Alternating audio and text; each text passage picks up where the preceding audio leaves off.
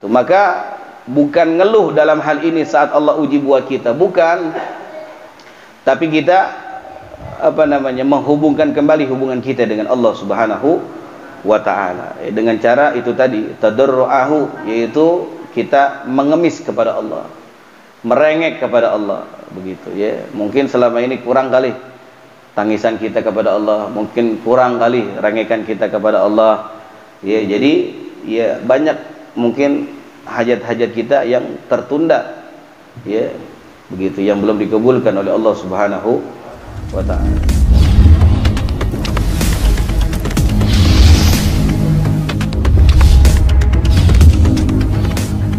Gitu. Jadi tanda cinta tuh ya, jadi surat cinta Allah Subhanahu wa ta'ala kepada kita, sakit itu surat cinta dari Allah tuh. Surat cinta dari Allah Subhanahu wa ta'ala kepada kita, ada aja tuh yang meninggal dari keluarga kita, itu surat cinta dari Allah biar kita ini sabar menghadapinya ya. Kemudian surat cinta dari Allah Subhanahu wa ta'ala apa? Kecelakaan, kemiskinan, kesulitan hidup ya, itu surat cinta dari Allah. Semakin kita diberikan surat cinta sama Allah Subhanahu wa ta'ala, semakin kita berdiri dalam ibadah kepada Allah, maka sebentar lagi Allah akan angkat kita punya derajat. Iya, Allah akan angkat kita punya derajat. Iya. Angkat derajat ini bukan cuma sebatas rezeki. Kalau Allah Subhanahu wa ta'ala angkat derajat itu bukan cuma sebatas rezeki. Mana katanya Allah angkat derajat? Ya, hidup saya masih gini-gini aja, dia maunya dunia sih.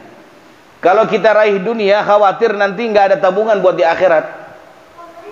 Allah ngasih kita itu lebih tahu, lebih paham keadaan hati kita.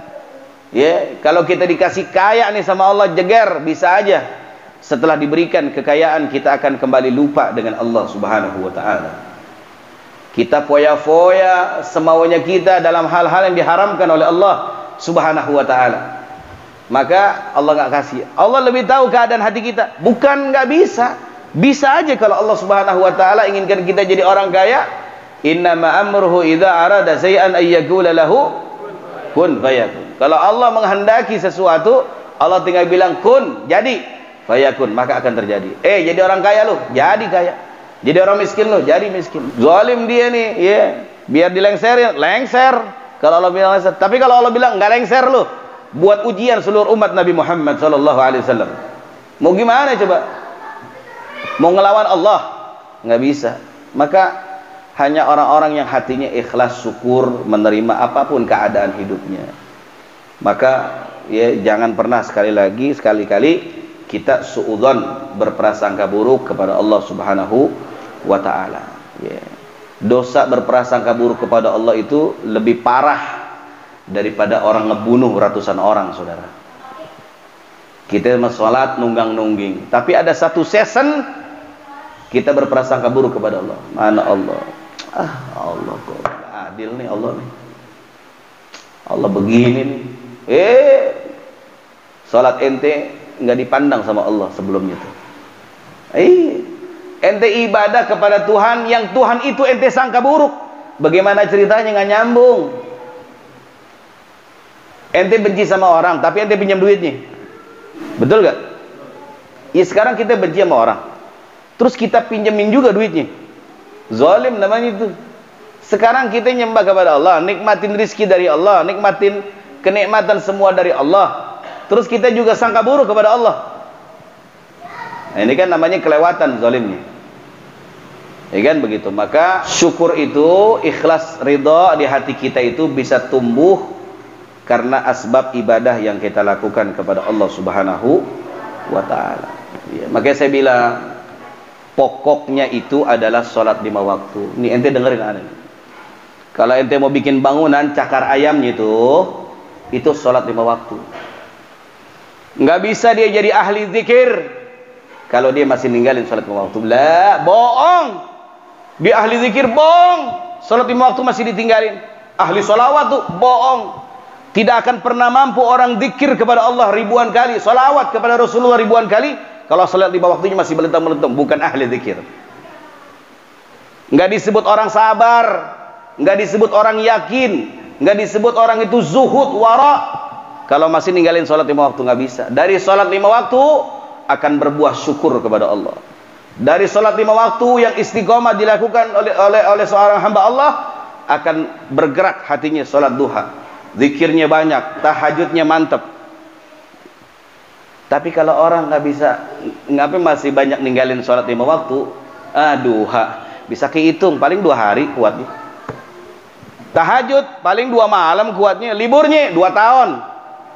Kenapa? Karena dari awalnya porosnya itu enggak istiqamah. Bagaimana mau dibilang ahli zikir, apalagi kasab, bisa melihat yang gaib? Enggak mungkin. Tukang bohong 378 saudara. Anda bisa tuh melihat yang gaib? Nah, lihat sholatnya, lihat sholatnya, ya. Di ahli zikir, lihat sholatnya. Orang nggak bakal bisa bergerak hatinya untuk zikir. Orang nggak bakal bisa bergerak hatinya untuk sedekah. Orang nggak bakal bisa bergerak hatinya untuk sholat duha, ya, kalau dia tidak bergerak, kalau dia tidak jaga sholat 5 waktu. Kan ada bilang begitu, ya, kalau dia nggak jaga sholat 5 waktu. Kalau masih belentang-belentong, makanya dipupuk dulu dari 5 waktu. Ya, kalau orang melaksanakan sholat 5 waktu, akan ada buahnya tuh. Hatinya makin diberikan syukur, ikhlas dari Allah Subhanahu. Itu otomatis. Ya, buahnya dari sholat 5 waktu yang istiqomah dijalankan selama hidup, nggak pernah dia tinggal, itu akan berbuah syukur dan ikhlas, redha di hatinya dengan apa yang Allah Subhanahu wa taala berikan dalam kehidupan. Ya Allah, dikasih begini alhamdulillah, dikasih segini alhamdulillah, dikasih segini alhamdulillah, dikasih begini alhamdulillah. Udah alhamdulillah aja. Kenapa? Karena buah dari sholat 5 waktu diberikan, yaitu cahaya syukur di hatinya. Kemudian orang yang melaksanakan, yang istiqomah dengan sholat 5 waktu, akan diberikan yaitu keyakinan di hatinya. Nggak akan pernah dia putus asa, yakin dia, yakin atas kebesaran Allah. Kalau ada orang yang nggak yakin sama Allah, lihat aja, tanya aja sholat 5 waktunya. Ada orang galau, punya masalah, tanya. Jangan tanya ente masalahnya apa, jangan. Lagi pusing, kenapa ente pusing? Jangan nanya begitu. Ente bilang, ente cek sholat ente gimana. Kalau 1 waktu saja ditinggalkan dalam 5 waktu, udah mulai goyang tuh orang. Apalagi dalam 5 waktu ditinggalkan.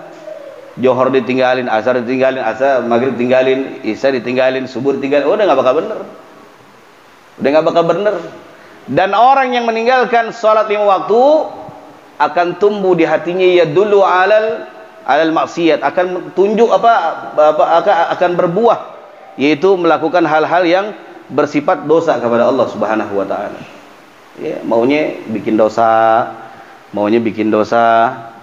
Wa istighalud dunya, dan akan diberikan yaitu kesibukan terhadap dunia. Orang yang ninggalin salat begitu. Ya.